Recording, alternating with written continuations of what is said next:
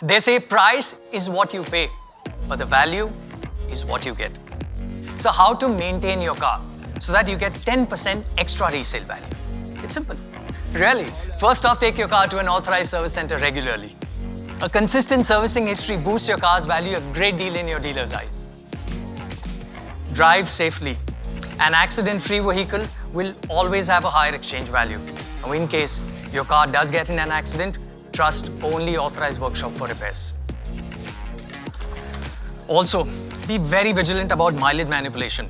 Now, a manipulated mileage reading is easy to track and makes you look unreliable. Now, cars can also get blacklisted for legal reasons. So make sure your loan and challans are fully paid and any hypothecation is taken off from RTO records. And yeah, don't be timid about negotiating for a few exchange benefits. It can actually top up your car's value by 2 to 5%.